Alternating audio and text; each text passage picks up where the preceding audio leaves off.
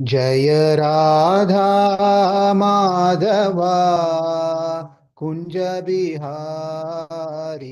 जय राधा माधवा कुंज बिहारी। जय गोपी जन वल्लभा गिरिवरधारी। जय गोपी जन वल्लभा गिरिवरधारी। यशोधानंदन व्रज जन रंजन। यशोधानंदन व्रज जन रंजन। यमुन तीरावनचारि। यमुन तीरावनचारि।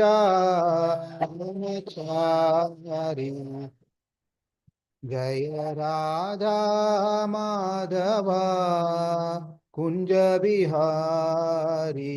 जय गोपी जन वल्लभा गिरिवरधारी। यशोदानंदन व्रज जन रंजन। यमुन तीरावनचारी। हरे कृष्णा कृष्णा कृष्णा हरे हरे, हरे राम राम राम हरे हरे। हरे कृष्णा कृष्णा कृष्णा हरे हरे, हरे राम राम राम हरे हरे। हरे कृष्णा कृष्णा कृष्णा हरे हरे, हरे राम राम राम राम हरे हरे। हरे कृष्णा कृष्णा कृष्णा हरे हरे, हरे राम राम राम हरे हरे। जय राधा माधवा कुंज बिहारी। जय राधा माधवा कुंज बिहारी।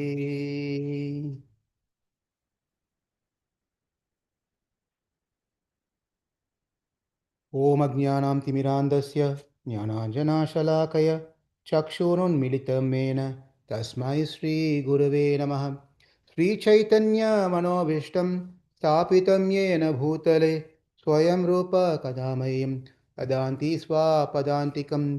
वन्देऽहं श्रीगुरु श्रीयुतापदकमलं श्रीगुरून् वैष्णवांश्च श्रीरूपं सागरजातं सहन रघुनाथान्वितं तां सजीवं साद्वैतं सावधूतं परिजनसहितं कृष्णचैतन्यदेवं श्रीराधा कृष्णपदान् सहन ललिता श्रीविशाखान्वितं च। हे कृष्णा करुणा सिन्धु दीनबन्धो जगत्पते गोपेशा गोपिका कान्ता राधा कान्ता नमोऽस्तु ते। तप्तकाञ्चन गौरङ्गी राधे वृन्दावनेश्वरी वृषभानुसुते देवी प्रणमामि हरिप्रिये। वञ्चकल्पतरुभ्यश्च कृपा सिन्धुभवेव च पतितानां पावनेभ्यो वैष्णवेभ्यो नमो नमः। नारायणं नमस्कृत्य नरं चैव नरोत्तमं देवीं सरस्वतीं व्यासं ततो जयमुदीरयेत्। नष्टप्रायेषु अभद्रेषु नित्यं भागवत सेवया बहवते उत्तमश्लोके भक्तिर्भवति नैष्टकी। वासुदेवपरा वेदा वासुदेवपरा मकाः वासुदेवपरा योगा वासुदेवपरा क्रियाः वासुदेव परं ज्ञानं वासुदेव परं तपः वासुदेव परो धर्मः वासुदेव परा गतिः। कृष्णाय वासुदेवाय देवकीनन्दनाय च नन्दगोपकुमाराय गोविन्दाय नमो नमः।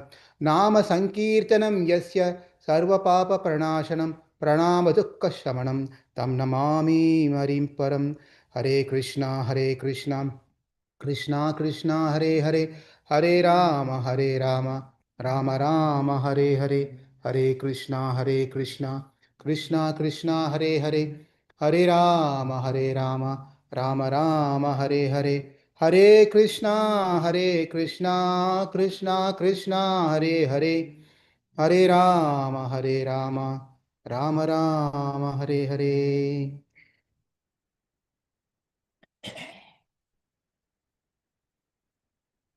Puranam means an ancient history.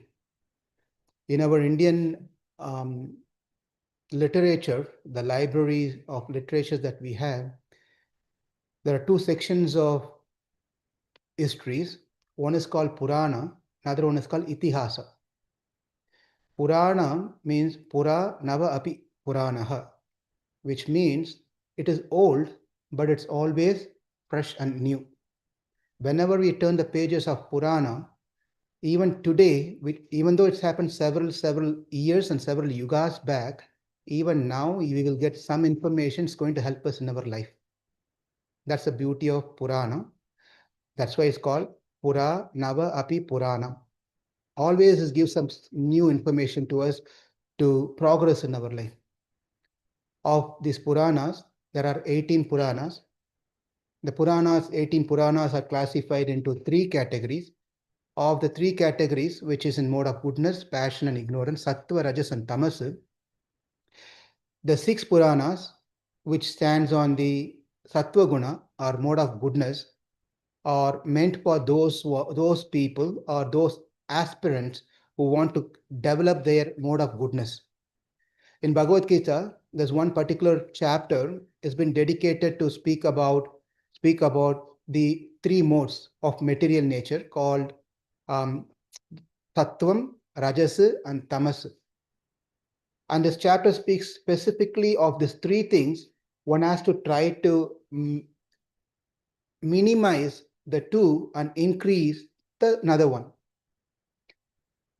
Out of three gunas that's been mentioned, Sattva-guṇa, Rajo-guṇa, Tamo-guṇa, which is mode of goodness, mode of passion, mode of ignorance, the two has to be reduced and one has to be increased. Now the question is, what are the two has to be reduced and what has to be increased?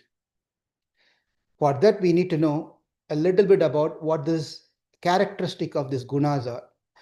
Sattva-guna is one which will drive a person to wanting to learn more, cultivation of wanting to acquire more knowledge, and trying to do more of good things, and want to be in a mode of peace. Such guna is called Sattva-guna, giving us just a surface ideas of what Sattva-guna is. Whereas a mode of passion or Rajoguna is one where one is very aggressive in wanting to do things. They want to be achiever, want to achieve something or the other. Lot of things, not happy just with one thing. They want to achieve many and many more things, are not satisfied with one thing. They want many things. That is Rajoguna. Whereas Tamoguna, it doesn't worry about, they don't care about anything because they are in mode of ignorance. Mode of ignorance, they are not interested in cultivating knowledge. They are not passionate about anything. All they want to do is just to be, whatever happens, not in a realized way, but in a lazy mode. All the time sleeping, doing nothing, no goals in life. That is mode of ignorance. Therefore, with this, we should have got an answer. What is the two things has to be reduced? What is the one thing has to be increased? Which is Rajoguna and Tamoguna should reduce and Sattva-guna should increase. But how are we going to increase Sattva-guna? How can we increase Sattva-guna? Can we go and buy from a complete in a big package from Costco or Home Depot, all those different shops, Sam's Club? You go and ask for, I need a bulk of Sattva-guna. Can we get it? Definitely those shop doesn't have these gunas, because we cannot buy these things. It has to be developed. Actually, we all come with certain percentage of these gunas, But then what we have to do is, even though we come with certain person, like for example, I may be having 50% of Rajoguna, 25% of Tamoguna, and 25% of Sattva-guna. You may be having 75% of Sattva-guna, 15% of Rajoguna, and then 10% of Tamoguna. So everyone changes the degree of what guna. It's not a cookie cutter where everyone has same set of Sattva-guna, Rajoguna, and Tamoguna. And how does that differentiate each one? What defines that you get more of Sattva-guna, less of Tamoguna? I get more of Rajoguna and less of Sattva-guna. What defines that is previous karma vasana. Based on our previous karma vasana, karma vasana means the impressions and the good deeds and bad deeds that we have done in our previous life defines what mode we fall into. Some people are always good by nature. How is that? Naturally they are good. Some people are naturally, tempered. You don't need to trigger them. Just instantly they get angry, scream, shout. Naturally it comes for them. Right? How is that? It's all coming from the previous impressions and karma that defines this person in this particular body. He must be having this percentage of Sattva-guna, this percentage of Rajoguna, this percentage of Tamoguna. Having said that, it doesn't mean that we have to live with it. That's the beauty of it. We may be born with that one, but we have been given a chance to modify this configuration. This configuration of what we came up can be modified. How to modify and what is it we want to increase? We want to increase Sattva-guna. We want to decrease Rajoguna and Tamoguna. Why even we have to do that? Because for us to have Sattva-guna means that means we can remember good things. You can only remember good things when we are in Sattva-guna. Okay, what about that? Well, when as the journey, our life journey, as it goes through in a life journey, we come into many things in our life. Many things happens in our life. When we are in Sattva-guna, we will be able to make right, proper discrimination and judgments. That's only possible when we are in Sattva-guna, in mode of goodness. When challenges comes in our life, every day, yes, we realize or no, we always making decisions in our life. Starting from right off the bed until you go to the bed, we are making choices, decisions continuously. Should I get up or not? Yes. And then should I do this one or do that one? Eat this or not eat this one? Should I go there or should I not go there? Should I sleep now or not to sleep now? Should I check my messages now? You see, we are making choices and decisions in our life. For us to make a right choice and decisions, that means we have to be in mode of goodness, Sattva-guna. Unless we are in Sattva-guna, we may make wrong choices. Out of passion, out of ignorance, we make wrong choices. That's one aspect of it. The important aspect of having to have Sattva-guna is that at the time of departure from this world, that is, we all have to have a journey, prayana, antakala prayanam. Anta prayanam means life comes to an end. When the life coming to an end, we have to leave the body. When we leave the body, are we in mode of goodness? Are we in mode of passion? Are we in mode of ignorance? Matters a lot. Why does it matters a lot? When we die, which mode is increased? The degree of the mode that we are in is how our thought is going to be, and what we think is going to define something. Guess what? What is going to be defined? Hare Krishna. Anyone?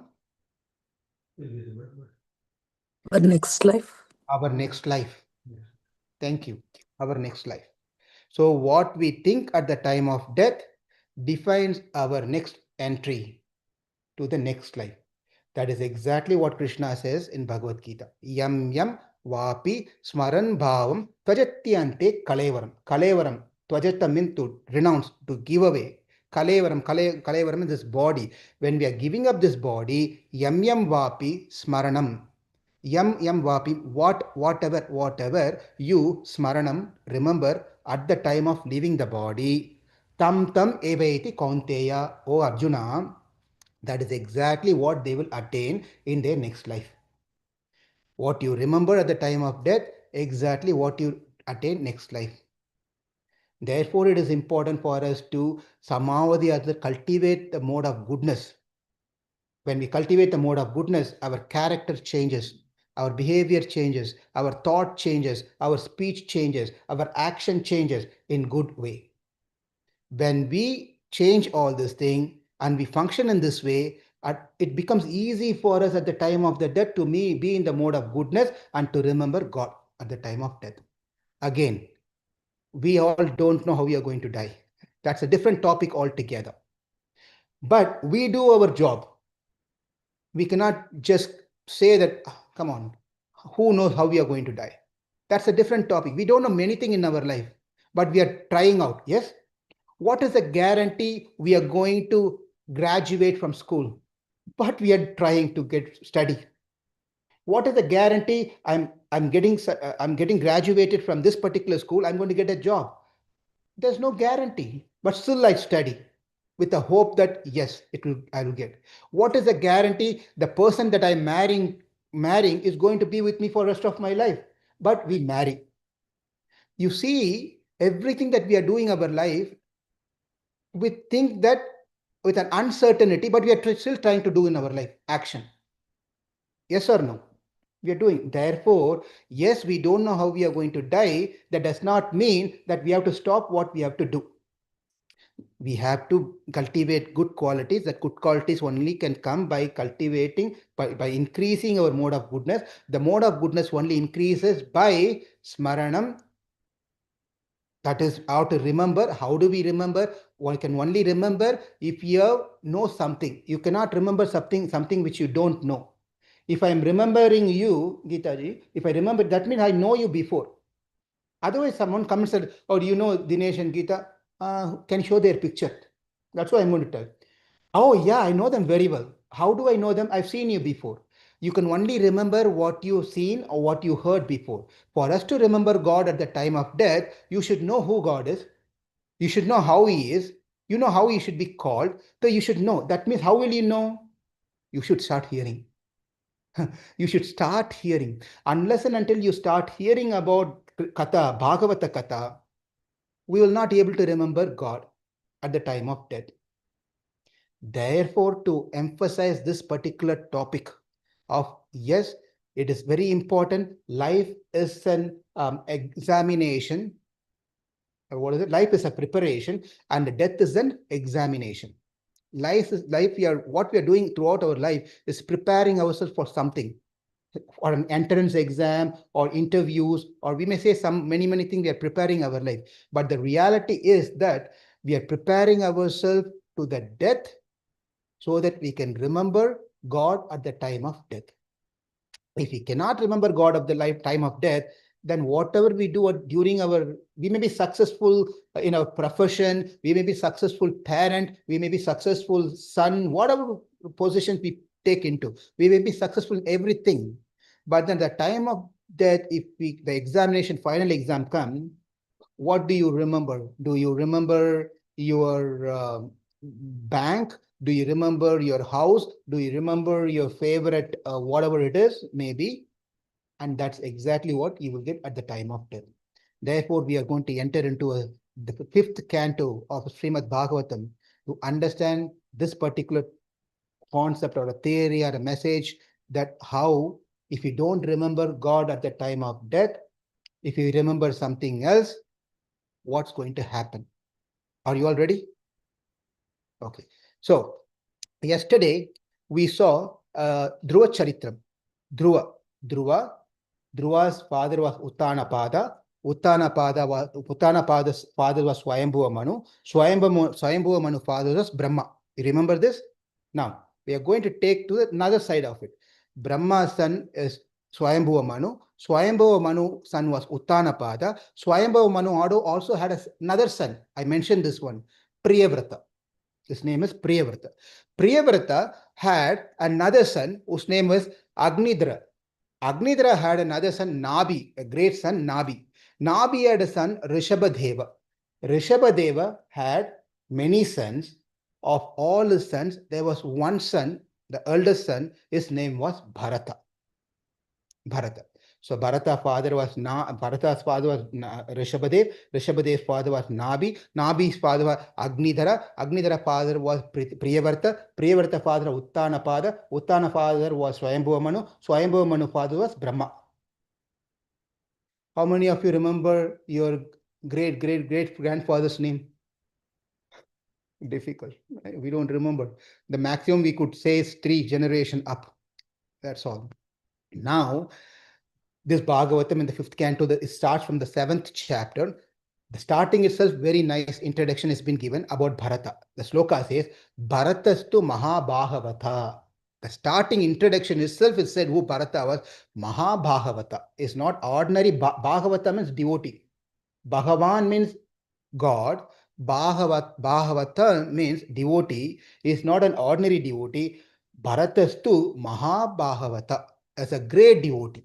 Is a great devotee. He was a great devotee. Now, what is a great devotee? He was a great devotee. He was always thinking about God, Krishna. Always is devoted to Krishna. He follows his father's instructions. He was exactly executing whatever his father said. And he was a very obedient son. And the father next appointed him to be the next king. He made a king. Now, he married to Panchajani. His wife was Panchajani. And then with Panchajani, he had 5 sons. This is the second sloka of the 7th chapter in the 5th canto. The names of the 5 sons has been mentioned. Sumati, Rashtrabrita, Sudarshana, Avarana, Dhumraketu. These are the 5 sons. Don't have to remember all this name, and there's no quiz going to be put at the end of it. I can't remember. So now, next is an important point. Bharata is so very important to all of us. Guess why? There are 4 Bharatas, actually. One is Bharata Shastram. It's called Bharatanatyam. The dance, Odissi, Kuchipudi, Kathakali, all the different dances are right? All the different dances are like that. Bharatanatyam is another dance art, traditional dance. And that was actually the founder of Bharatanatyam is a rishi by name Bharata. Therefore, it's called Bharatanatyam. Bharata. That is Bharata. And before that, there was another Bharata. We are all familiar with that Bharata. That is Rama, Lakshmana, Lama, Bharata, Lakshmana, Shatrugna. That Bharata. There was another Bharata. There is another Bharata. Who knows? Shakuntala. Shakuntala had a son whose name was Bharata. But there was the Bharata that we are seeing today is Rishabhadev's son Bharata, and it is only because of this Bharata the Varsha is called Bharata Varsha, not for anyone else. It is because of this person, it's called Bharata Varsha, Bharata Kanta. All those things because of this particular king. Therefore, it is important that we learn his history. We call ourselves, we are from Bharatiyas.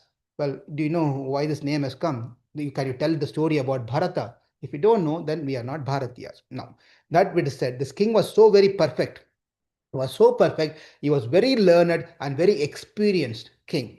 And he was taking care of the citizens as if their own children, as how a father will take care of the children. He was leading his duty very nicely, very affectionate to all the children, and he was engaging. Not only he was good, he was also making sure these children, that is the citizens, were also occupied very nicely and they are happy in their life.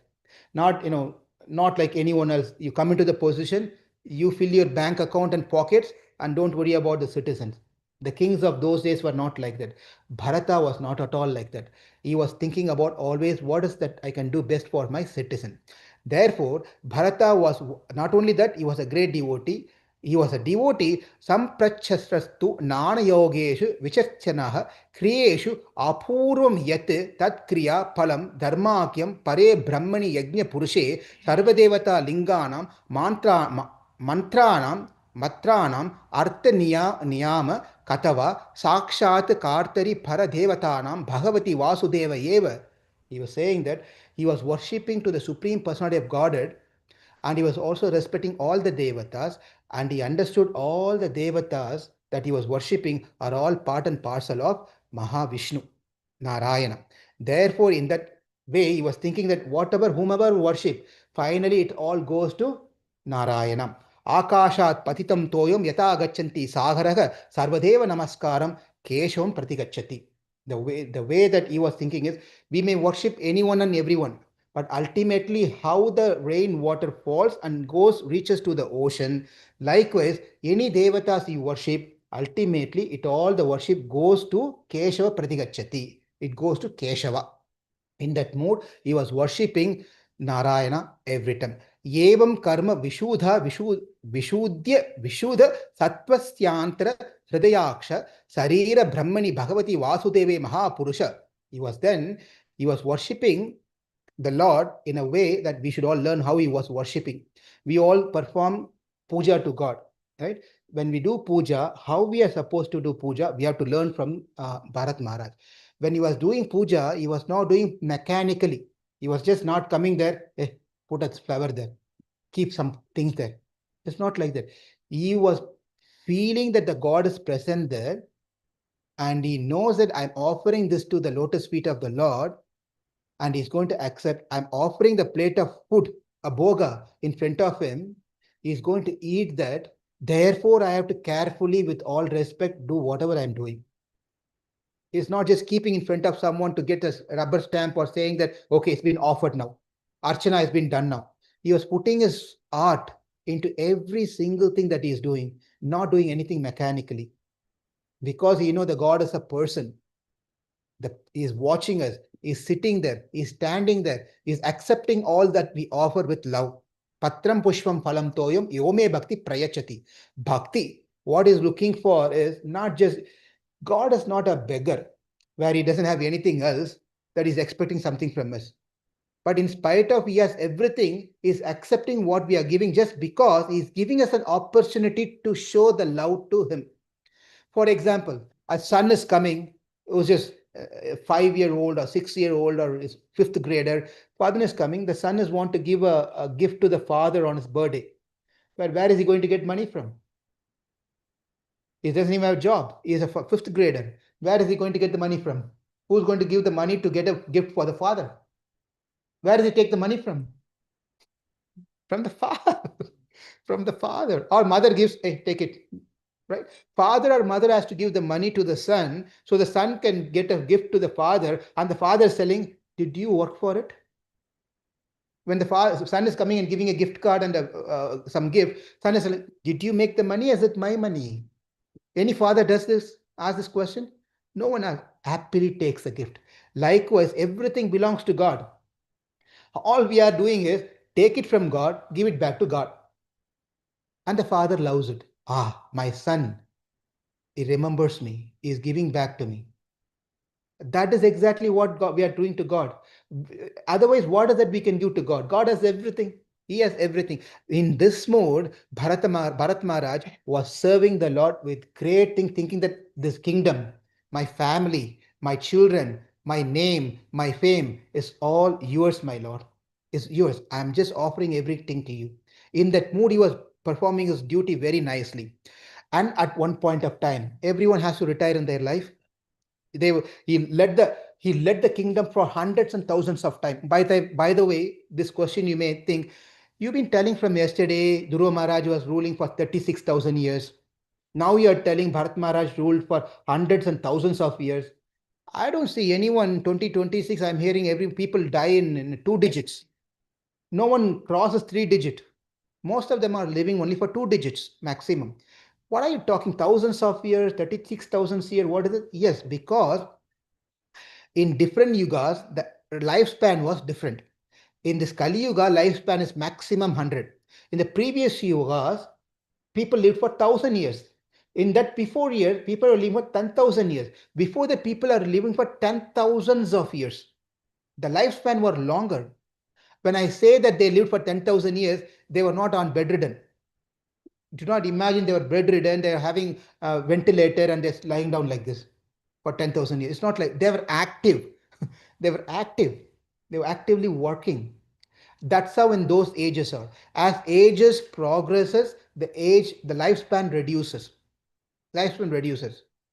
That's how we should understand this whole thing. But anyway, coming back to the story, Bharat Maharaj was thinking that, well, it's right time for me to retire now. I had enough in my life. I have to retire now. As he was thinking like that, he just made his son, the next one, to be the king, and then went to Pulaha Ashrama. He went to Pulaha Ashrama, where he decided to go there and then be complete in meditation. Over there is a river called Kantaki River. Kantaki River is where you'll get a lot of Shaligrama Shila, the Shaligram stone, which has been worshipped by many people. It's the Lord himself. You'll get a lot of Shaligram Shila. So he went there, he collected some Shaligrama, and he started worshipping, doing puja to Shaligram. Shaligram. That is what Bharat Maharaj was doing. The way that he was worshipping was also very nicely explained. Tasmin Vava Kilasa Ekalaha Pulahashrama Upavane Vividha Kushuma Kishalaya Tulasi Ambubi Kanda Mula Palapaharasi. He says that what he did was, over there in Pulaga Ashramam, he lived by himself. He didn't have any servants. He didn't bring anyone to accompany him and serve him. Nothing. He was by himself. He collected some flowers, nice flowers. He collected some twigs. He collected some tulasis. He collected some flowers. And then he also gathered some waters. And he came from roots and fruits also he collected. He came and sat in front of the Saligram Shila. He did Abhishekam. And then he bathed nicely. And he offered the tulasi. And then he offered the flowers. He offered some fruits. This was his activities every day. He was doing very devotedly, very sincerely, and very religiously. He was following this every single day. In this way, he developed a lot of bhakti. His bhakti increased. His bhakti increased so much so, whenever he thinks of God, his eyes get clouded, full of water. He can't even see. So he was with tears of love, full of ecstasy. When he chanted the name of God, his hair started standing on end, goosebumps. He was so much so in ecstasy, he was melting himself in bhakti. He was melting in a bhakti. One day, yesterday we also saw one day story, one ekadha. As he was in full ecstasy, he was meditating, he was chanting the Pranava mantra, and he was meditating about the Lord's beautiful form in his heart. Ekada, one day. One day means something is going to come up, that's all. Now, one day, something changes. The whole thing is going to change. Ekata tu mahanadhyam kritabhisheka naibhyaki kavashyako. What happened is, one day, as he was sitting near the Gandaki river and completely meditating, at that point of time, over there, Tatra Tadharajan Harini. Harini means deer. Harini means deer. At that point of time, over there, near the river, Kantaki river, over there was a deer. The deer came there to drink some water. She was very thirsty, and she was drinking water. He was not even finished drinking water, but he was drinking water. But this deer was also pregnant. The deer was also pregnant. At that point of time, Pipasaya, at that point, Jala Pipasaya, he was drinking water to the full satisfaction. As she was drinking the water, at that point of time, the deer heard a roaring sound of a Mrigapatir. Mrigapatir means the king of the animals. That is lion. Megapati means the king of Lion King, in other words, not the movie Lion King, Lion King. So the the deer heard the sound of roar of a lion. The deer are such a nature, they're very soft and they're very fearful also. As soon as the deer heard the roar sound of the lion, it got afraid, frightened. Immediately what it did was, it was trying to escape. He just heard the sound. As soon as he heard the sound, the deer tried to escape. It just tried to jump over the river and go away, and it jumped successfully. It also ran successfully, and then he went to a close by cave. When he went to the close by cave, his heart is still not settled. It's just heavy beat, out of fear. And then it realized that something is missing in its body. It was heavy before. Now it felt that something is missing in its body. Then it turned and saw something was empty over here. The garbham was left. As it was jumped from that place, out of that pressure, the child which was in the womb of the deer fell off. The deer did not realize at that point of time because he was in a fear. So then when it went to the cave, he realized, oh, what happened to my child? Then he started crying for the child, and also out of fear for the lion, it died. The mother deer died in the spot under the cave, it died. Now that is gone. Lion is gone. But something has to be done now. What has that? The baby deer fell into the river. The baby deer fell into the river, near the river. The waters are trying to push the baby deer, and it was somewhere near the shore, and the water is coming. Water is trying to push the baby, and it's something like going like this, like this, like this, and this caught the vision of Bharata. Bharata opened his eyes and saw the whole scene that took place over there. He saw that the baby deer was near the shore, and the waves and the river running waters are trying to push this deer, baby deer. And Bharata thought, we should show compassion. If someone is suffering, someone needs help, you cannot just keep sitting like that. That too, being a great rishi, he is a Raja Rishi, by the way. Raja Rishi means one who was a king at one point of time. He renounced everything and he has become a Rishi. That person is called Raja Rishi. A Brahmana becoming a Rishi is called Brahma Rishi. He is a Raja Rishi. Vishwamitra was also a Raja Rishi first, but he is not satisfied with the title called Raja Rishi. He wants to become a Brahma Rishi, get the certification from Vasishta. He did a lot of things there. That Ramayana speaks the story about those things. Anyway, coming back to Bhagavatam here, he is a Raja Rishi, renounced everything. He came here, sat there, he saw the whole scene, but he was thinking sympathy on this deer, baby deer who lost his mother and doesn't know any shelter, doesn't have any shelter, and he wants to do something. That is natural for anyone, especially such a sage. He felt that it's my duty to save this deer. Thinking like that, he went close to the deer and he saw the deer. He took the deer out of the running river, running water. And then he thought, what am I going to do with the deer? Let me bring the deer back to the ashram. So he brought the deer back to the ashram. Nothing wrong so far. Showing compassion is not at all a problem. But the compassion should not change into attachment. And that is where the problem started. This is the same problem what Arjuna had in the battle of Kurukshetra. Arjuna showed compassion to the people who he was not supposed to show. He showed compassion to the people. And therefore, for him to teach a lesson, Arjuna, compassion is important, but you have to show compassion to the right people, not to the wrong people. You cannot show the wrong people. If a terrorist comes, you don't show compassion to a terrorist. You got to take an action, do something. Like there are terrorists, there are people who do not follow dharma. So you cannot show compassion to the Kauravas. Coming back to Bhagavatam, whatever he thought, Bharata Maharaj taught to save is good out of compassion. But what happened to him shouldn't have happened. That is, the compassion now changed into attachment. Now, Bharata began to feed this deer, gave some grass, and we were like to give some grass, and then started patting the deer and taking care of the deer, to protecting the baby deer from the tigers and deers and wolves and fox and so forth. He was trying to save this deer from all these wild animals because it's still a baby.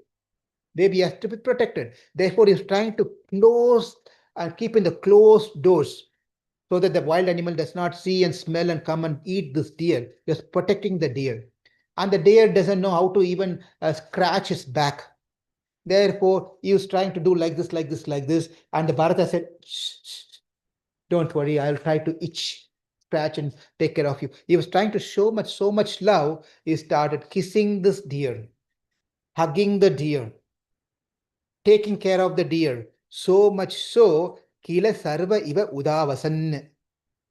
At that point of time, as he was focusing so much so, what it says, Kila sarva eva udavasan. Udavasan means at that point of time, his spiritual progress came to an end. He was progressing so much spiritually, it came to an end. Kila sarva eva udavasan. His spiritual advancement came to an end. At that point of time, Bharat Maharaj, he was thinking that, alas, what will happen to my young deer? Out of force of time, it lost the mother, and it doesn't have anyone else to take care. What will it know? How does it know to survive in this wild wood? How can it protect himself? Where will it go and eat? Therefore, it's my responsibility to take care of this deer. If I don't take care of this deer and only think of meditating myself, I'm being selfish. I'm being selfish. I should not do this one. That is not good. Being selfish for myself to not take care of someone is not good thing. Therefore, forget about anything else what I'm doing. Focus on the deer. Now focus on the deer. That's what he was thinking like that. And he started giving all his time to the deer. He started giving protection, raising poshanam, palanam, preninam, lalanam. This is all the sloka says. Poshanam started nourishing the deer by giving nice food, and then also giving protection, palanam, giving protection. And then he was also lalanam. Malan started cuddling and then playing with his deer, how we play with babies, right? Like that, you said, no, no, no, no, no, like that. He started playing with deer so nicely and neglecting everything else. He didn't take care of anything else. And he was justifying, by the way, he was justifying whatever I'm doing is right because I have to take care of the deer. Deer doesn't have any support system in this forest. There's no animal shelter where I can go leave this animal. Therefore, it's my responsibility that I have to take care of this deer. Therefore, Bharata Maharaj, wherever the deer walked, he was walking behind it. If the deer stops, he will stop behind the deer. If the deer was trying to jump, he will also jump along with the deer to make deer feel that is part of his family, so that when the deer eats, he also eats. When the deer bath, he will also bath with deer. When the deer sleeps, he puts his hand around the deer, hugging the deer, and go to sleep. And the deer starts eating, he will also sit and eat along with the deer. That's what he was doing. His activities was all based on nothing else, became deer consciousness. Deer consciousness. Then at that point of time, one day what happened was this deer was not returning home. He did not return home. At that point of time, even before that, he was trying his best. Okay, I'll take care of, give some time to also do some of my practices. So he will try to sit and try to meditate, do pranayama, try to control the mind, trying to think of the Lord in his heart. At that time, the deer will come and put his neck over here on the lap. Place the neck on the lap. As soon as the soft, nice, the deer puts the neck like this on the lap, his meditation will get disturbed, and they will see oh my honey, oh my sweetie, I don't know whatever they call. They started calling, and then he spends time over there. In this way, he was not able to focus at all fully. Completely lost. One day, again, Ekadha, one day, he was getting ready and ready to look for the deer. The deer was missing. All the day he was seeing the deer. First thing he gets up in the morning, he wants to wake up looking at the deer. And that particularly when he got up, by the way, now this deer has grown up. It's not still the baby. It can survive by itself. But still the deer, the Bharat Maharaj was taking care of the deer. But one day when he got up and he was looking for the deer was missing. When the deer was missing, he couldn't take it any further. Because he given us everything to this deer. Now the deer was missing. He was trying to see where it gone. He went to the backyard. And said the deer was missing. Went to the garage. garage, deer was missing. Maybe he jumped into the car. He opened the car and saw deer was not missing. He went to the neighbor house. It was not in the neighbor's house. So maybe it will come. It's gone somewhere to come. He waited and waited and waited. 30 minutes, 1 hour, 2 hour, 3 hour, time passed. The deer did not return back. Now he got into a panic situation. When your children are out of town, when they don't call you for a long period of time, how do you feel? They don't call. That's the truth, right? They're in their own. Once they go out of the house, mom, I'm busy, mom, I'll call you on the weekend, right? We have to set up a calendar at a time, and all those things happens. Everyone is busy, by the way, but the parents are the parents are parents. If you don't call them, you don't talk to them, they get into anxiety mode. Therefore, it is important that it's not only we call our parents on Father's Day and Mother's Day. It is not only that we send greetings on Father's Day and Mother's Day. The father and mother should be remembered every single day. Because of them, we are existing today. It is they who gave this body to us. It is they who give us, fed us, and took care of us to be what we are today. Therefore, we have to be having that gratitude to our parents, to thank them. At least make a prayer. Let my parents be happy, healthy, nice. And call them as much as possible. Talk to them. All they're looking is not our money, not our anything else, just a call, and talk to them. So therefore, Bharat Maharaj, I didn't receive a call from my deer yet. Where did it go? Maybe he's gone to a place where there's no signal. There's no signal. There's no Wi-Fi. I don't know where this thing. So this Bharat Maharaj was thinking, now the deer is helpless. Maybe the deer has been eaten by a wolf or a lion, beaten by a lion and eaten by a lion. No, that couldn't happen. That shouldn't happen. You said, no, I shouldn't. I'm exaggerating, thinking too much. No, that will never happen to my deer. Maybe it got lost somewhere. Where is my deer? So he was just thinking about the deer so much. So he was just thinking and running around here and there. And then like a madman, he just became a madman, thinking deer, deer, deer, deer, deer. At that point, he was started thinking, my deer was dear to me. My deer was dear to me. My life was my deer. And will it return? Will it ever return? Or it's gone for good? How can I live without my deer? I cannot even breathe a second without my deer. As he was thinking like this, at that point of time, he came to a point he cannot live any further. He let his last breath. He was going to live his last breath. He's going to die. Thinking of the deer, he's going to die. At that point of time, as he was going to die, lying down and thinking like this, someone came in front of us and did like this. Who was that? The deer came. The same deer returned. And his eye, the dying man was looking at the deer, thinking about the deer, left his last breath. Yam yam vapi smaran bhavam tvajatyante kalevaram. Whatever you think at the time of death, that is what you will attain next life.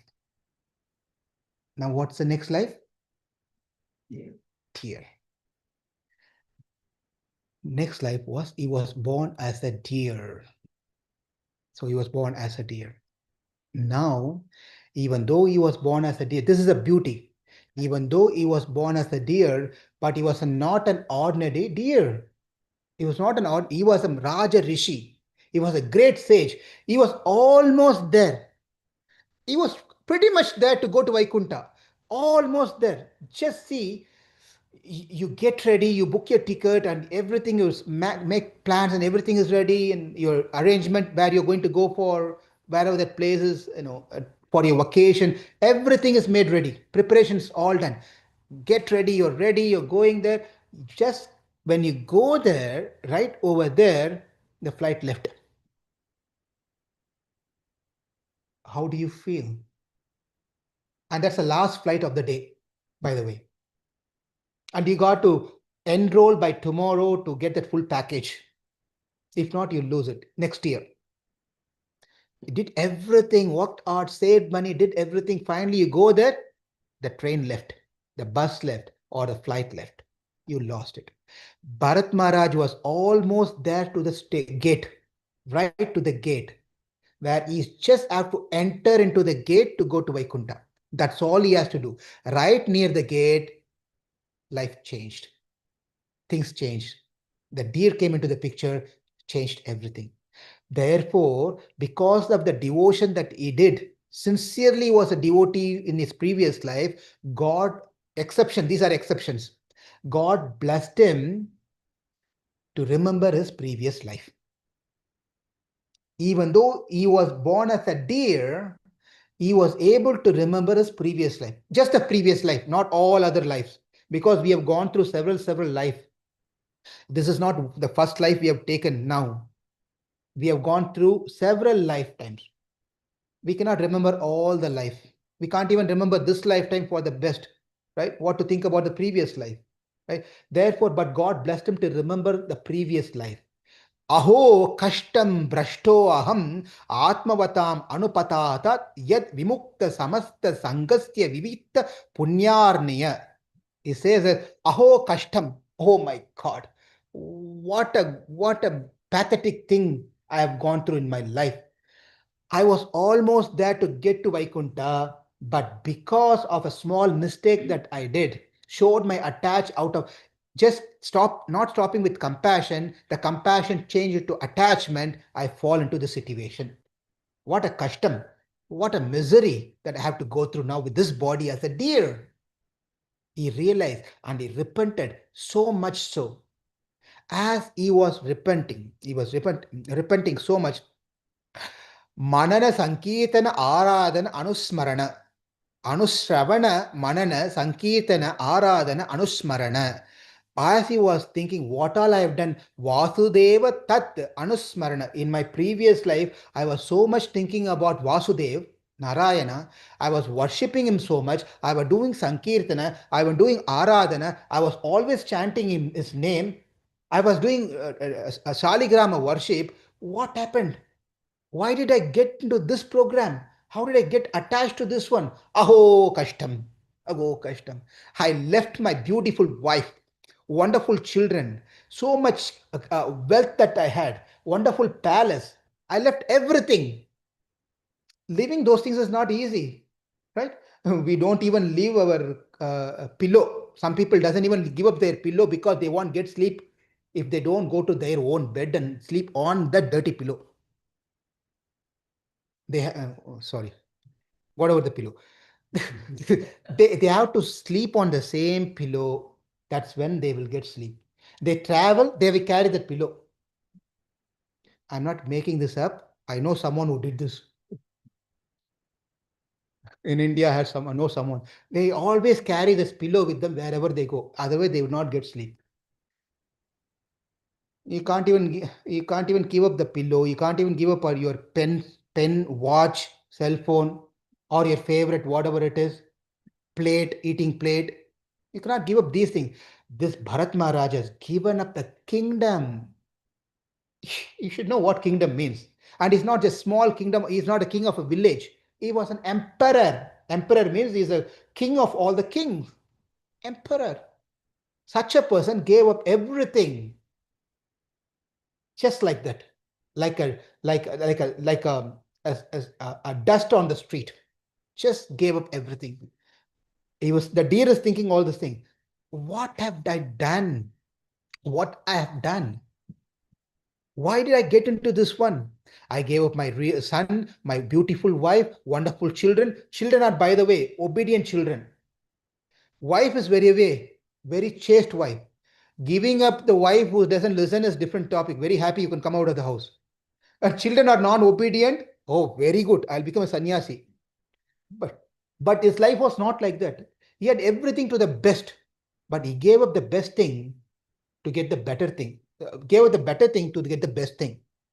The deer was thinking, I was self-realized, I had self-control, I was constantly in devotional service, hearing, thinking, chanting, worshipping, remembering Krishna all the time, Vasudeva, Vasudeva, Sarvamiti, Samahatma, Surdalabha.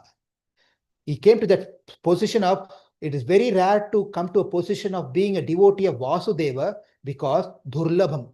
To become a devotee of Vasudeva is Durlabham. Bahunam Janmanamante, Bahunam Janmanamante. It takes several lifetimes to understand Vasudeva is Supreme Lord. After coming to that stage, what have I done? What I have done? I shouldn't have done this. Sir, as he was repenting and crying, the deer was crying like this, that repentance started cleansing his heart. When we make a mistake, this is an important thing. When we commit a mistake, we should feel guilt in our heart. If we think, it's okay, then we are going to get punished for that. The best way to rectify our mistake is go and ask for forgiveness to whom we offended. That's another story is coming up very soon that we are going to see another day. If you cannot do that, we have to repent ourselves. I shouldn't have done one. Why did I do this one? Why did I talk to that person so harshly? I shouldn't have done this one. So the repentance itself a solution, prayachittam, atonement for one's mistake. Therefore, the deer was thinking, I shouldn't have done this one. I shouldn't have done this one. As he was thinking like this, he realized that I should not stay in this place where I took birth. I should run to the place where I belong to. Therefore, he went to the same ashrama where he was practicing his meditation, Gandaki river. He went to that place without waiting for a moment. He rushed to that place. And he went there. He saw the ashram. Wow, this is my ashram. This is where I did my puja. This is where I did my tapasya. This is where I worship Shaligram. Look at my situation now. I cannot do any of those things. Only the human can do all this worship. Animal, as an animal, I cannot do anything. Waho kashtam. What a distress situation I am in. Like this way, he was thinking, the deer was thinking like this and thinking like this and thinking like this. It left his body. Thinking in this way, repenting in this way, it left its body. Now think what is going to happen next. What is the next thing? He was repenting himself. His consciousness was getting purified. He was thinking about God, but repenting for his mistake. What is going to happen next? He's not completed his bhakti yet. That's another point. He has not completed his bhakti yet as Bharata Maharaj. Therefore, now the third phase of life continues. Now he is born to a Brahmana who was Angira Gotram. The Brahmana's name has not been mentioned in Bhagavatam. But he was born to a Brahmana who belongs to Angira Gotra, and he was born as a son of that person. This Brahmana had two wives. The first wife had 9 sons, and the second wife has a daughter and a son. And the second wife's son was this Bharat Maharaj, who was in his previous life was a deer. Now is born to this Angira Gotra Brahmana's second wife as a son. Is born there. He was growing, but this time also by mercy of God, he was remembering his previous life and the previous life. In my previous life, I was a deer, and before that, I was a king. Because of my mistake, I was born as a deer. Because of God's grace, I had taken a human form again. Therefore, this time I have to be careful. Because you learn by mistakes. You have to learn by, sometimes people learn by mistake. Sometimes even after making mistake, people will not learn. There are different types of people. One people, you go and advise them, hey, don't do this one. And they will listen.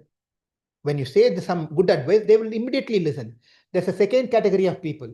You advise them, they will listen, but they will not take it unless and until they experience it. After experiencing the problem, then they will remember, oh, that person already told me. Now I should be careful. After one time getting hit, they will realize. There's a third type of person. You give instruction to them. They get hit. They get into the problem, but still they will not realize. They think, it happened. Just like that. They will continue to do the same mistake. Okay? But Bharat Maharaj was not like that. He was, yes, I made a mistake one time. This time I should not repeat that mistake. I should be very careful. I should be very careful. Therefore, what he did was, he was very thankful to the God. Here is the point. When Bharat Maharaj was born to this Brahmana now, where is he going to start from? What is it going to be starting point? He, in his previous life, he practiced something, right? But it was not complete. Now he is born as the Brahmana's son. That means you have to again start everything from scratch. Yes or no? Yes. Is we can easily understand. You're saying yes. Because why? I go to the next in India. In India, when I was studying, I don't know the system now how it is. When I was studying, the pass mark is 35. Out of 100, all you have to get is 35 mark. You'll be passed. Say I go write an exam, English exam or history exam. I get 20 marks, 20 points, 20 marks. Am I I'll get a pass or fail? I fail. Okay, 20 marks means fail. Then I have to retake the exam. When I retake the exam, I get again 20 marks. Will I pass or fail? Huh? Fail. But that is true unless and until I get 35 mark in one sitting, I will not be passed. But that is not the program of God. God's program is not that. Swalpam apyasya dharmasya. You'll do little bit of bhakti, God will account that into your name. When you take another life and do little bit of bhakti, he is not going to think you started now. He is going to add that to the existing account. What a beautiful thing. No university or college will pass me like this. Oh, you did last time 20 mark, this time 20 mark, let me add and pass you.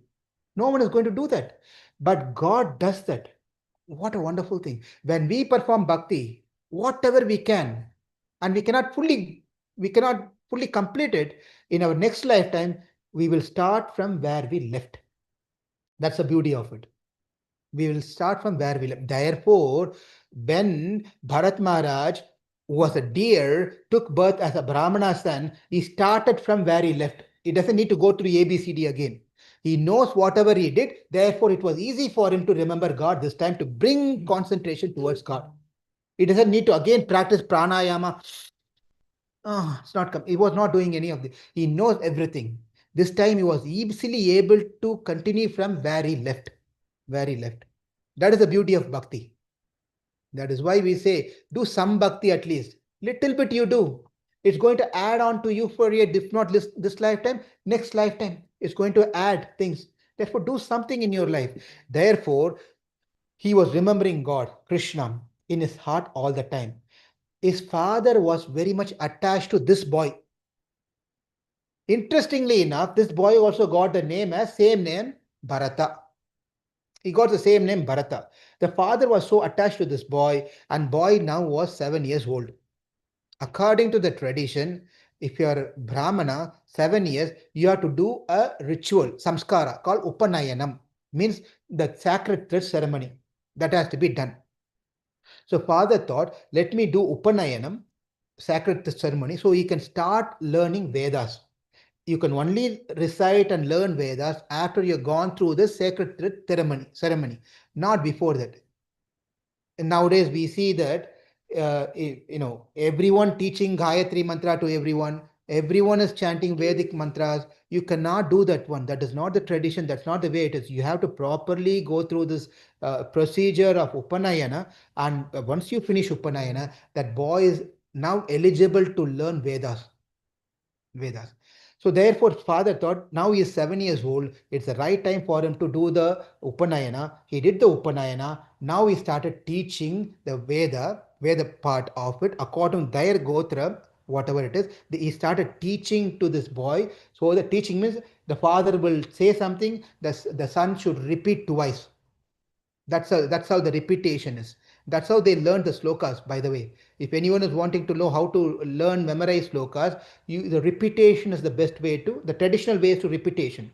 For example, say, धर्मक्षेत्रे कुरुक्षेत्रे समवेदायुयुत्सवः मामका पाण्डवश्चैव किमकुर्वत Sanjaya. This is a sloka. Now the teacher will teach Dharmakshetre Kurukshetre, and the student should say Dharmakshetre Kurukshetre, Dharmakshetre Kurukshetre, and the teacher Dharmakshetre Kurukshetre Samaveda Yuyutsavah, and the student say Samaveda Yuyutsavah, Samaveda Yuyutsavah. Then they will add two lines. Dharmakshetre Kurukshetre Samaveda Yuyutsavah. The students will say Dharmakshetre Kurukshetre Samaveda. You should repeat two times. Like the full sloka should be repeated. That is how the tradition of how people were learning slokas traditionally. Therefore, the father was trying to teach the Veda mantras for his son Bharata. But whenever he teaches, he will not repeat. He will not say anything. He will just look at the sky, look at here, do nothing. He was just, don't say that my son also like that. Our children also like that. Whenever we teach them, they will also look like this, like this, like this. But wait, let's until our children are not Bharata for sure. You will know why it is.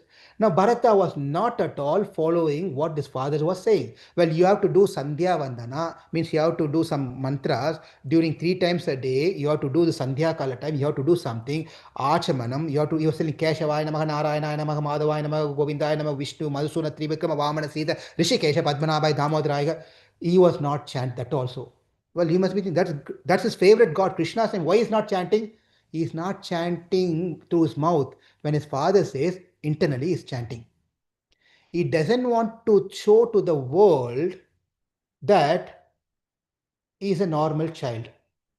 If the world comes to know that he is normal, then they will start teaching him and expecting him, and he has to go and out play with his children, and he has to go to the school, he has to get married, and he has to do all those different things.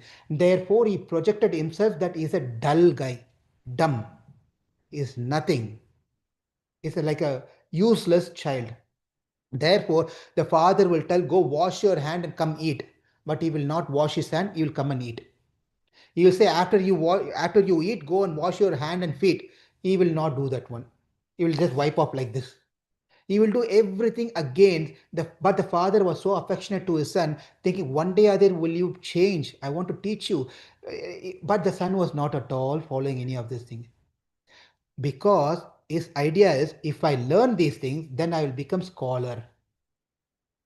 If I learn the mantras, then I will start chanting mantras, and then I'll become a great priest. If I become a great priest, people will come to me and they will call me for puja, yaga, yagya. When they do this one, they will give me donations. And when I get the donation, I'll get to the donation. When I have the money, I'll start buying home. Then I have a house, I want a wife. Wife means children. Then I have to do all those different things. Why to get into all this problem? Therefore, he doesn't want to learn anything. I made a mistake earlier. I will not make that mistake again this time.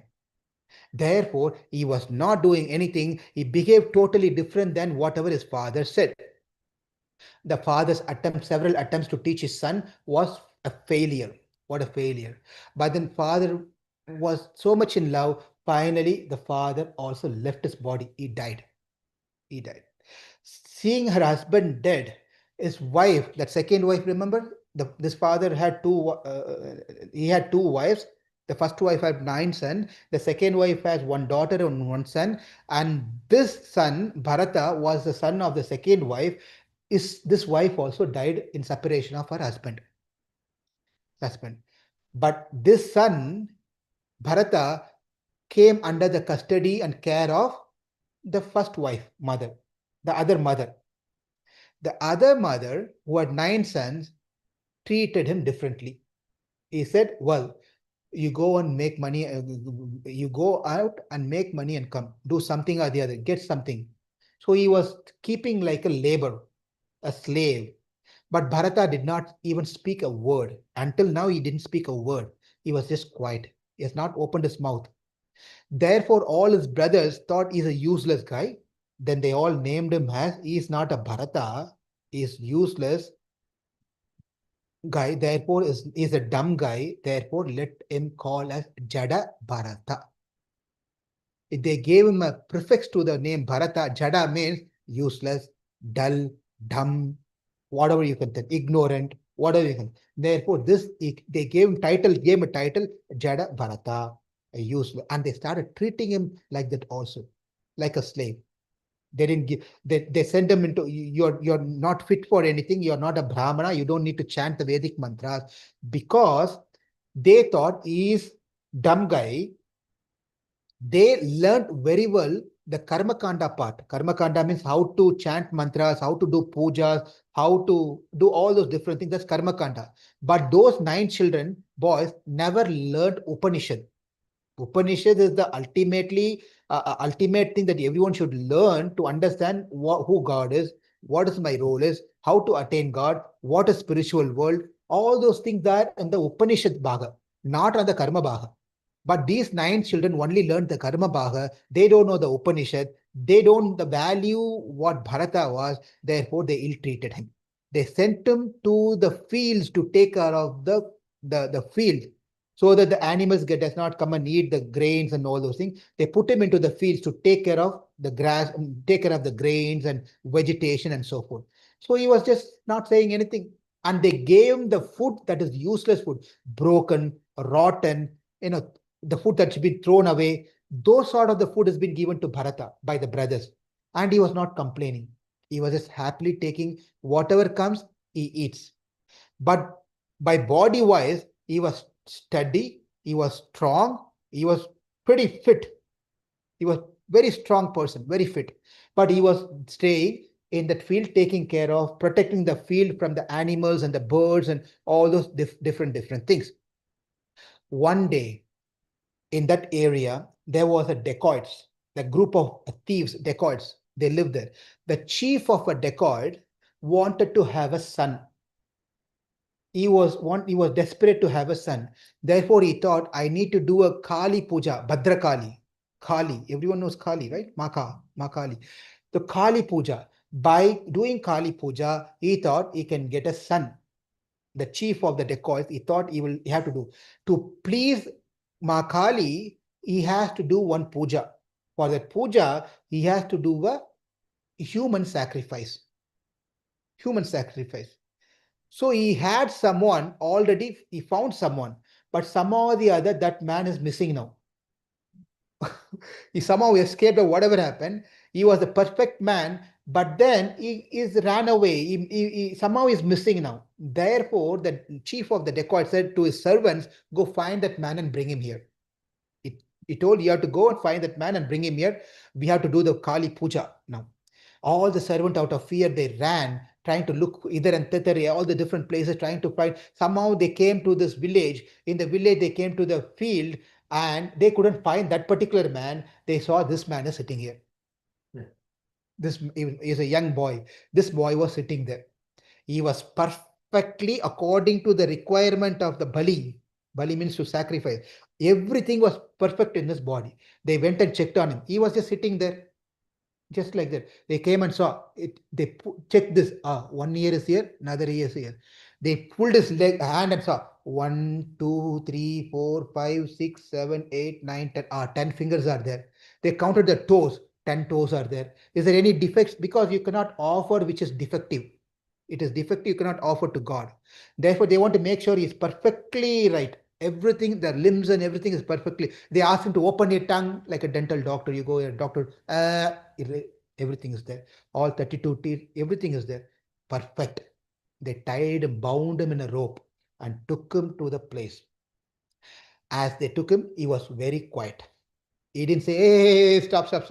He didn't call 911 or call, nothing he did. He was just walking. You put me into the field, I will be here. You take me somewhere, I will go there. Right?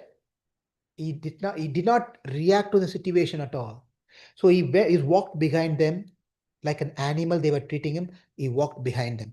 They took him there, and as they took him there, they gave him nice bath and smeared him with nice scented oil, sandalwood paste, and gave him nice dress, and everything was nice, and garlanded him and then asked him to eat a big feast. When the feast was given, garland was given, he was not, whoa, nice, I've been garlanded now. Right? He was not thinking like that. Whatever it is, just like that. Whatever it is, that's fine. So he was just quiet. They asked him to eat. He ate that also. Everything is done. The time came. The chief of the dacoits, he came. Is everything ready? Yes, sir. Everything ready. Where is that sacrificial thing? Oh, there. Okay, bring that animal here. That's how they treated. Bring that man animal here. They brought him. He was just quiet there. And there was a big statue of Kali in front. You have seen Kali, how Kali is, right? The big statue was there. And they asked him to sit there, bend down. Because they will have a special thing where you have to put your neck over there. They can chop your head. That's how they will do Bali. They said, put your head down. He said, okay, no problem. He put his head down. And the chief came, took a fearful, sharp sword, such a thick for a small boy. You know, if you don't do this, what I'm saying, you don't do this one. I'm just telling. You see a small ant is going. Do you try to get a missile to kill the ant or a mosquito? Don't do this one, by the way. I'm just giving an example. A mosquito is coming, is sitting on your skin over here. You try to find a missile to chase the mosquito. All do you? That's what you're going to do, right? This small boy, Jada Bharata, very young. For him, they took a fearful thick sword, which can even chop a tree or an even elephant. They took that and ready to chop off his head right at that moment. Something happened. Something happened. Everyone was literally taken aback. The heart started shattering. They saw Ma Durga came out of the altar.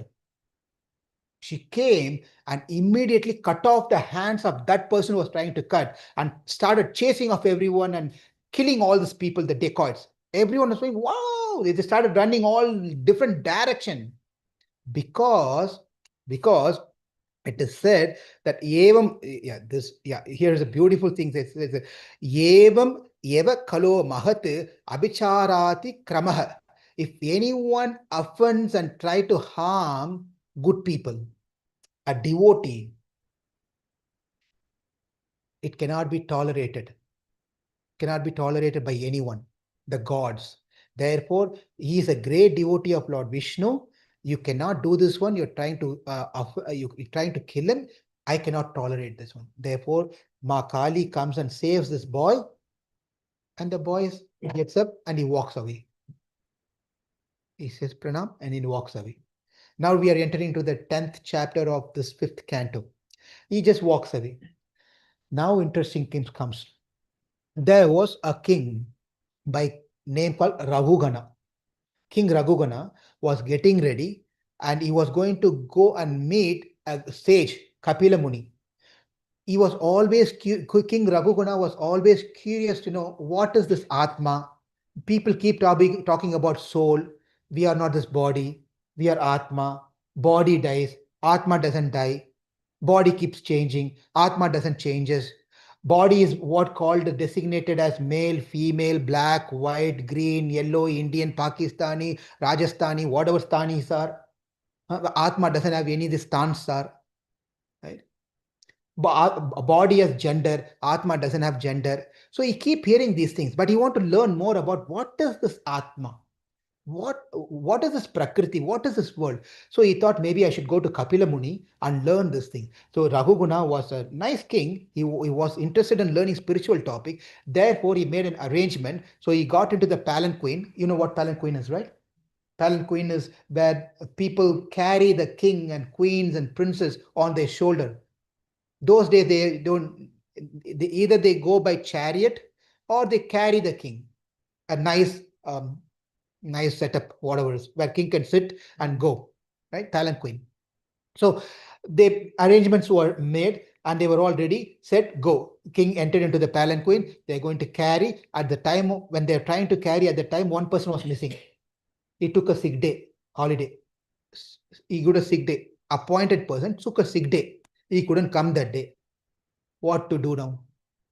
In the way this happened, he fell sick, therefore what to do now? From a distance, someone was walking and coming. He looked really very strong personality. He thought this person can carry this palanquin. Who's that? What Bharata? Jada, not Bharata, Jada Bharata. Jada Bharata. He called, hey, come here. And Jada Bharata comes. He said, carry this one. And he doesn't open his mouth.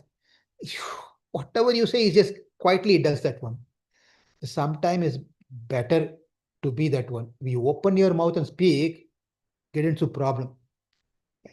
Therefore, it's better to be quiet most of the time anyway. So here, Jadabharta was ready to carry.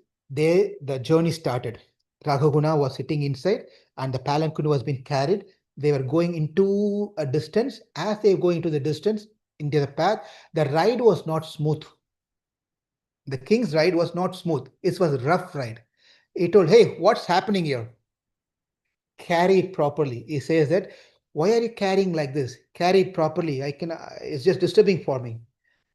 Okay. Then again they continue. Again the disturbance. And then king became very angry this time. He said, stop. What's happening here? Can't you people carry properly? And then one of the person who was carrying said, my dear sir, we are doing our job, but we appointed a new guy here. The other guy was on holiday, sick. He took a sick day and then went to a movie. But anyway, so therefore, this guy is a newly appointed guy. He's not doing a good job. And the king just came out and saw like peeped up and saw like this. Who's it? He said, "Oh, you are so old. You're so thin. You're so weak. Look like you're not eat." Sarcastically, he's saying this one. It's all opposite of what he's saying. Jada Bharata was not an old guy. He was young. He was study, very hefty and nice, well built. And he was not weak, he was strong. Oh, you're so weak. You are so, looks like you have not eaten food for 7 days. Please try to carry nicely, he said sarcastically. And then he closed inside, he sat inside. Again, the palanquin journey was carrying, he was carrying on the journey. As the journey was going on, again, it was shaky. It was not a smooth ride. This time, king said, stop. He stopped. He got off the palanquin. He said, who's that guy? They all pointed, this guy, this guy. He's the one, he's the one. Right? I said, you rascal, you rascal. What are you doing? What are you doing? Are you a dead body? Are you deaf? Are you dumb? Don't you hear what I say? I've been telling you to carry properly. Looks like you don't have life. You're just a dead body. You're a deaf guy. You know who I am? I am the king and you are my servant. You should carry me properly.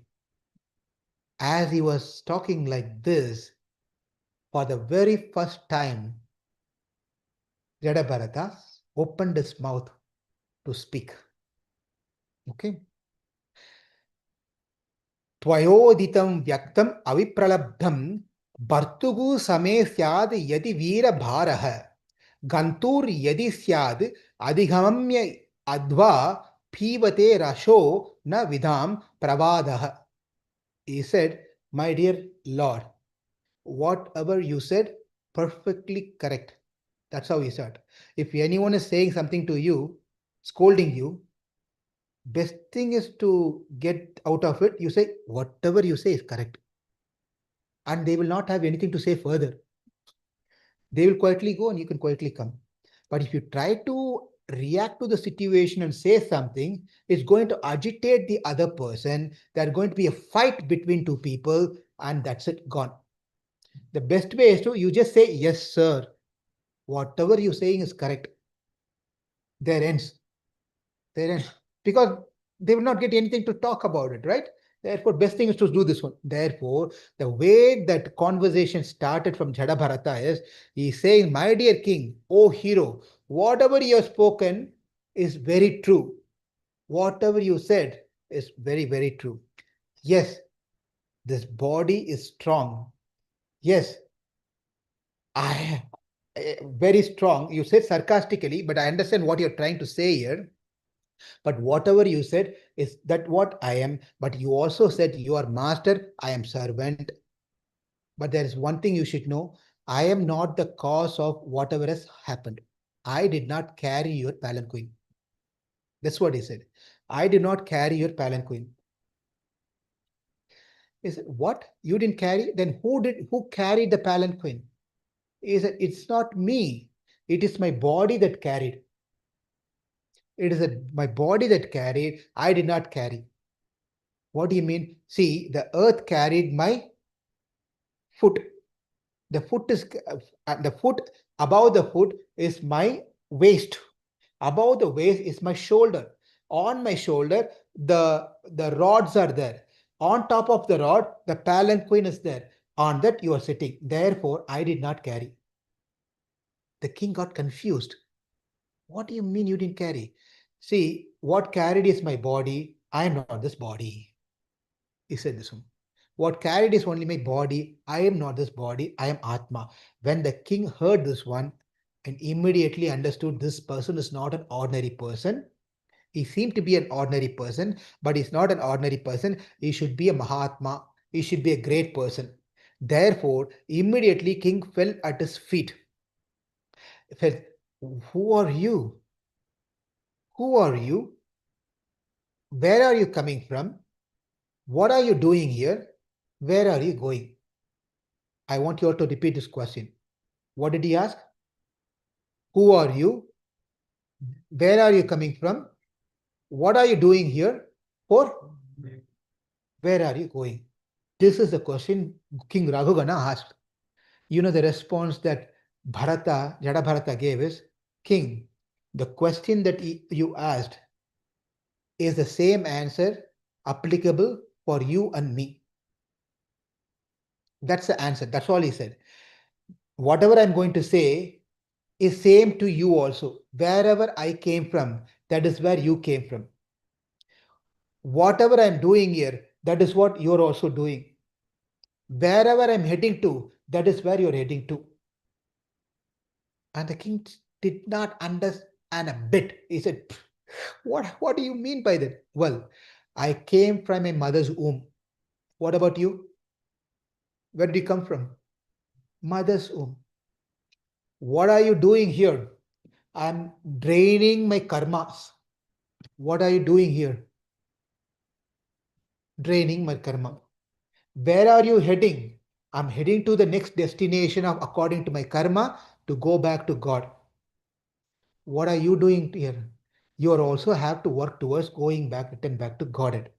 Therefore, this question that you ask is common to all.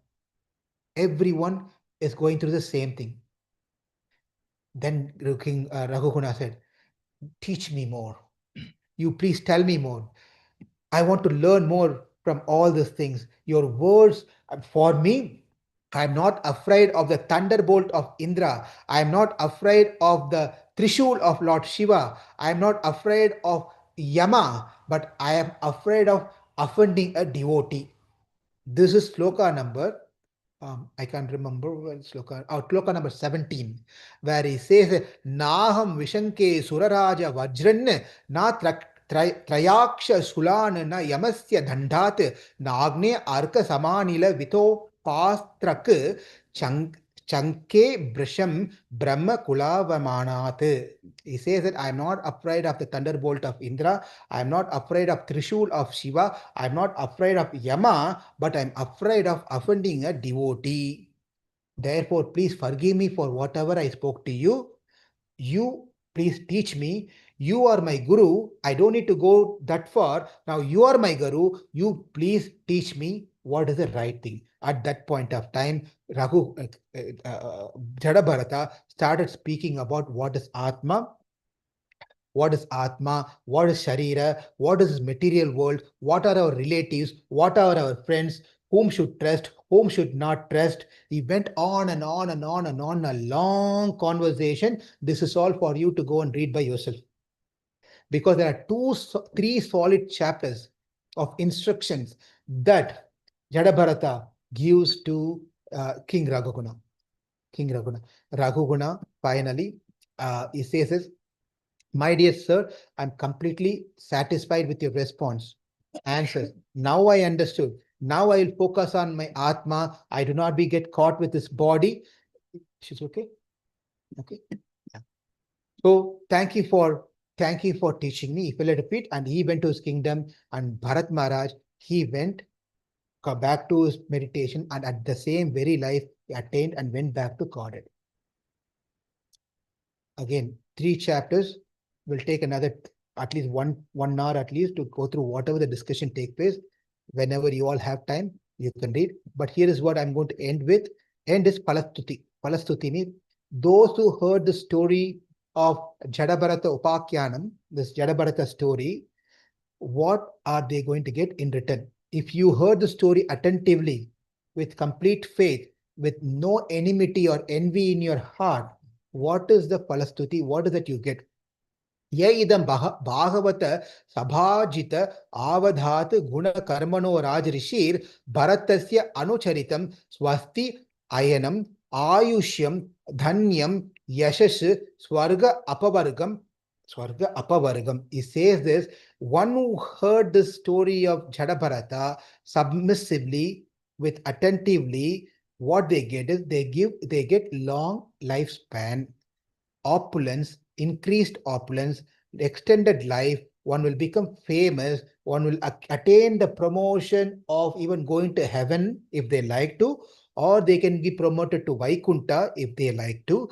And whatever they decide to get attained, I mean, whatever one desire can be attained by simply hearing, chanting, and glory. This is a one important very point of this particular story, is that this is the Palastuti, very important Palastuti. You don't need to go and beg to anyone for what you want. This is the last thing that we want to do. What is the last thing? You don't need to go and ask, sir, could you please help me? I want your help. I don't have this one. I don't want this one. I want this one. You know, that's the last thing you want to do. You don't want to be depending on someone. But those who heard Jada Bharata's story, they don't need to go and stand on someone's door asking for help, because they themselves will be able to achieve what they want in their life. Like how Jada Bharata was able to achieve by himself, everyone who heard the story can become successful in their life by standing on their own leg, foot. That is the greatness of this story. Therefore, let's all say Bharata Maharaj ki jai. Thank you all very much for joining today. We are on time. It's only 4 minutes past. I'm not sure if we'll have time to have questions. We can, again, like yesterday, we can have 1 or 2 questions. Thank you. Anyone has anything to ask?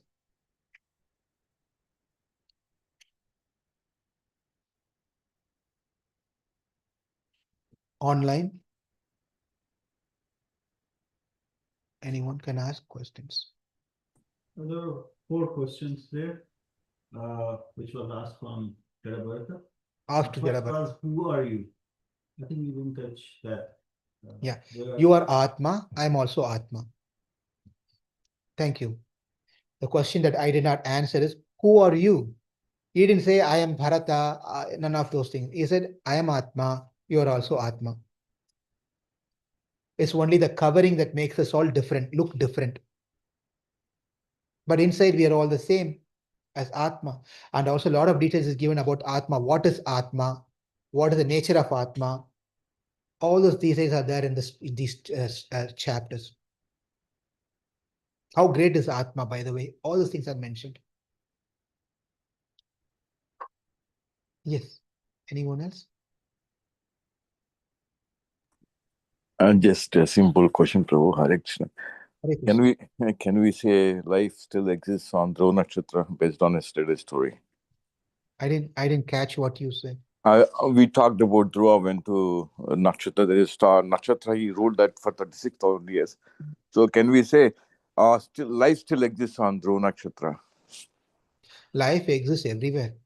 Okay. All the planets, everywhere. I mean, in human form. Even in the sun planet, it may be hard to even understand this. Even in sun planet, living entities are there. Okay. Okay, Prabhu. They will have respective, accordingly, they will have a body which that they can withstand that heat.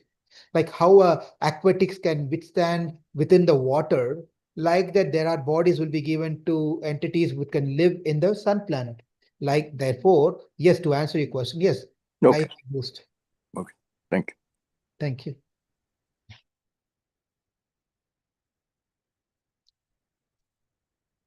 Okay, if there is no other questions, discussion, thank you all very much.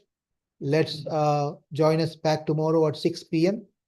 to enter into another episode tomorrow to see another beautiful story of a great devotee.